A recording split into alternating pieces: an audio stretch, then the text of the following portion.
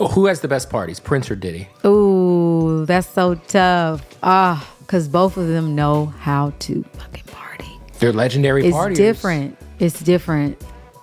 I wonder if I never went to a party where they did it together. The world would probably end. Yeah, it would explode. Like Prince and Puff Daddy in the same party? Man, because you're going to get music from, like, both of them are going to play the best music, have the most beautiful people there, good food. I don't know. Ooh, Prince. Oh, listen. Which party would you rather? Well, listen. I plead the fifth. Okay. Because it's good for different reasons. So both. I'll say both. Insane updates in the Diddy trial have just surfaced, and this time it's yet another utterly unexpected name. Turns out the late Prince might have some recorded evidence that might cripple Diddy. Stay tuned for details.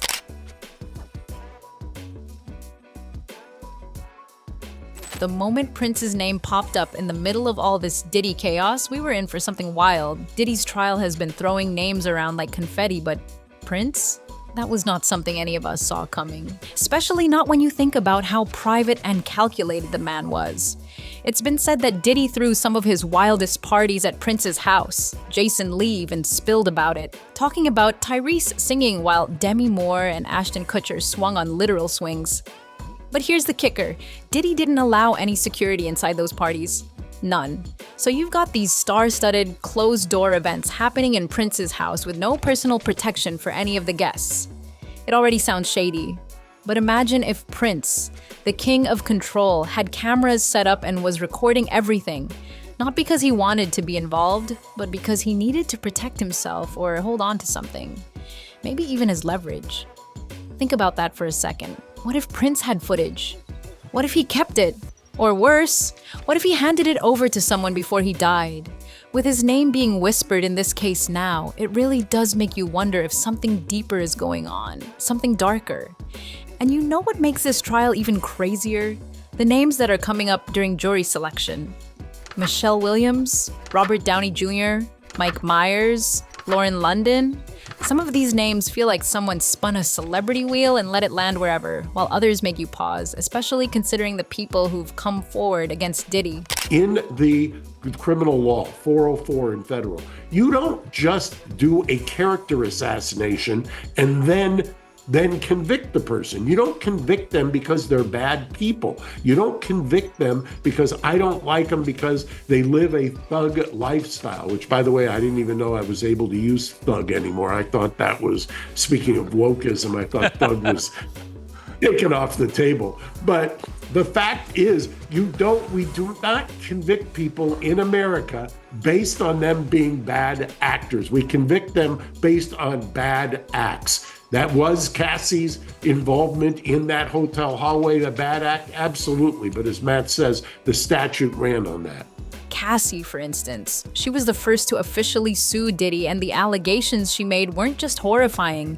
They were backed by his own staff. Assistants, employees at Bad Boy, people who saw what happened and never spoke up. In fact, it was his own assistants who were sent to give Cassie gifts after DV incidents. They were also the ones tasked with prepping hotel suites for those infamous freak-offs, laying out the baby oil and Astroglide like it was some twisted ritual.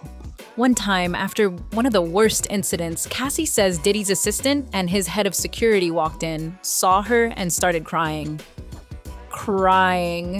So yeah, you can bet these people are going to be subpoenaed. The court's going to want answers. And then you've got Harvey Pierre's name coming up too. He was named in a Jane Doe lawsuit that said he lured her from Detroit to New Jersey, where she was allegedly assaulted by both him and Diddy. And then there's Young Miami, another person on Diddy's payroll who allegedly had her own role in transporting substances. This whole web of people just keeps getting wider. Dallas Austin's name was brought up too, and the only connection there seems to be his history with Kim Porter, Diddy's late wife. That's got folks wondering if her sudden death had anything to do with Diddy, especially considering how many others have come forward with accusations of abuse, manipulation, and control. Lorian Gibson, she went to the police in 2007, said Diddy threatened her with a chair during filming of MTV's Making the Band. Then there's Aubrey O'Day, who's been loud and clear with her support for Cassie and even accused Diddy of his own inappropriate behavior toward her. Dawn Richards, she filed a lawsuit too. Said Diddy treated her like a puppet, forced her to rehearse for hours without sleep, insulted her constantly, and took advantage of her when she was weak. According to her, she even saw him get physical with Cassie while high. So, with all this swirling, it makes sense that more names are being dragged into the storm. Here's why Michael B. Jordan, Kanye West, and more celebrities were name-dropped at Sean Diddy Combs' trial. As jury selection in the mogul's sex trafficking trial got underway May 5th in New York, NBC News reports prospective jurors were shown a list of more than 100 names of people and places that may be referenced during the trial, including actors Michael B. Jordan, Mike Myers, and rapper Kanye West. And one name that came up unexpectedly in all of this was Michael B. Jordan. Now, he wasn't accused of anything, but he was mentioned in Cassie's lawsuit because they had a flirtation in 2015. What the prosecution seems to be doing is going after Cassie's exes, probably to build context, especially because we already know about Kid Cudi. Cassie and Cudi had a brief thing in 2011, and when Diddy found out about it after going through Cassie's emails, he allegedly blew up Cudi's car. Not a joke. He literally said he would do it, and then Kid Cudi's car exploded in his own driveway. It's terrifying, and now with the possibility that Prince may have had tapes, footage from those parties, things are escalating to a level that no one was prepared for. People are starting to wonder, did Prince have the receipts? Was that why he kept his distance, refused to attend the events himself, and always maintained that stoic silence? See, Prince was known for his need for privacy. He didn't do anything without thinking 10 steps ahead. So the idea that he would allow Diddy to use his mansion without having some kind of surveillance rolling, that doesn't track. And now there's speculation that he may have recorded everything and hidden the footage, or given it to someone else. Maybe he knew the danger, maybe that footage is out there, and maybe someone's about to bring it forward. The timing of it all just feels eerie, because we can't forget how Prince died. At the time, it was called an accidental fentanyl overdose. But people questioned it. This was a man who was vegan, didn't drink, didn't smoke, didn't do drugs. He worked out, took care of himself, and was vocal about maintaining his health. It didn't make sense, especially not when you factor in his decades-long fight for control over his music, his name, his legacy. Prince was at war with Warner Brothers for years, first over ownership of his catalog, then over the rights to his own identity. He even changed his name to a symbol, remember? Just to get out from under them. You're an unusual person.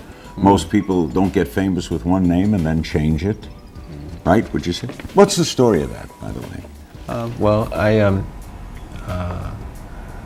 I had searched deep within my heart and spirit, and I wanted to make a change and move to a new plateau in my life, and one of the ways in which I did that was to change my name. It sort of divorced me from the past and all the hang-ups that go along with it. That fight nearly cost him everything, but he pushed through. He kept going. In 1999, when his contract with Warner Chappell ended, he announced that the name Prince was finally emancipated. He said he had to choose between fame and his spiritual well-being, and he chose the latter. But you know what's strange? Years later, Diddy made a deal with Warner. His label, Bad Boy Records, entered a joint venture with Warner Music Group. They got 50% of Bad Boy, handled marketing, handled distribution. Diddy was praising the deal, saying it would make Bad Boy unstoppable, and that's when the whispers began about how close Diddy really was to the same machine Prince had been trying to expose, about whether Prince knew more than he let on. And now, the possibility that Prince had tapes from those parties and that his name could be dragged into the courtroom, well, that's enough to make anyone take a second look at everything that led up to his death. The connection, if it exists, is haunting, and Prince's last days only add to the mystery. Oh, who has the best parties, Prince or Diddy? Ooh, that's so tough. Because both of them know how to fucking party. They're legendary parties. It's different. I wonder if I never went to a party where they did it together. The world would probably end. Yeah, it would explode. Like Prince and Puff Daddy in the same party? Man, because you're going to get music from, like, both of them are going to play the best music, have the most beautiful people there, good food. I don't know. Ooh, Prince. Oh, listen. Which party would you rather? Well, listen. I plead the fifth. Okay. Because it's good for different reasons. So both. I'll say both. Prince knew something. You can feel it in the way he moved, the way he spoke in those final years, always guarded, always deliberate, and not just about music or the industry. There was something bigger.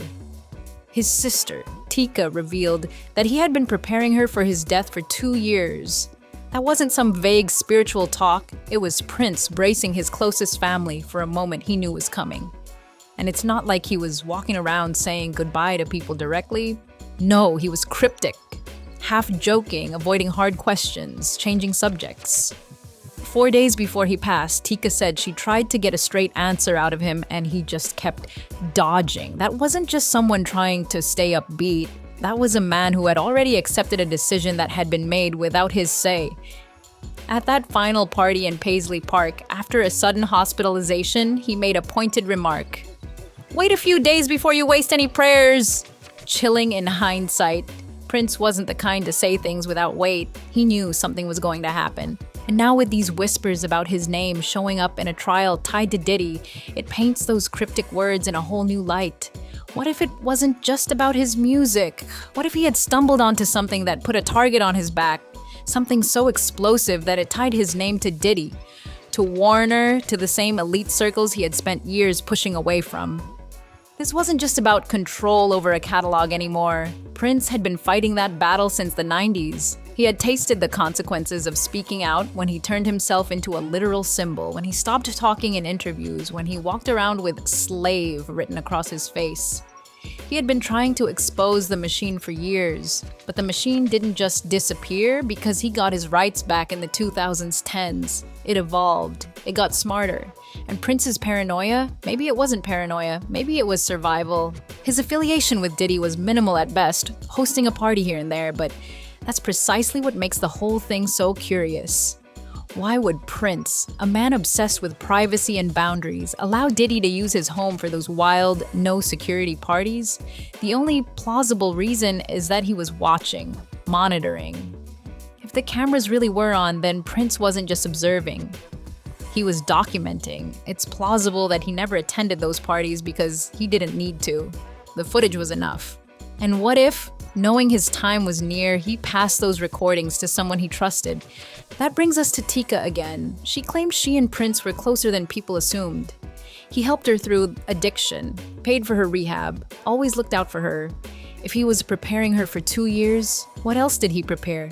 Did he tell her about the footage? Did he leave something with her? It's impossible to say for sure, but the breadcrumbs are there.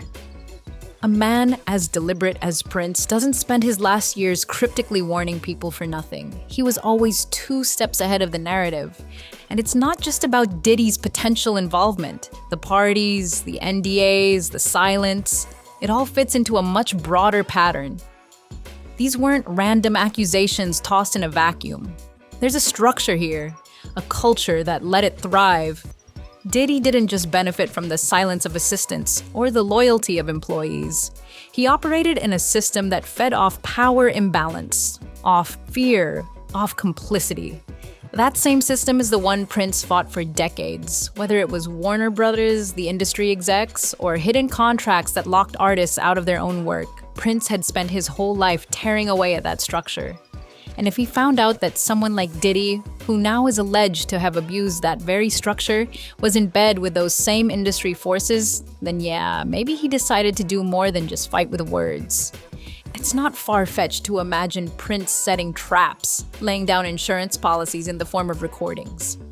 And now, with the legal storm Diddy is caught in, there's a chance one of those policies may come to light. If it does, it could change everything, not just for Diddy, but for the entire ecosystem that's protected figures like him for so long.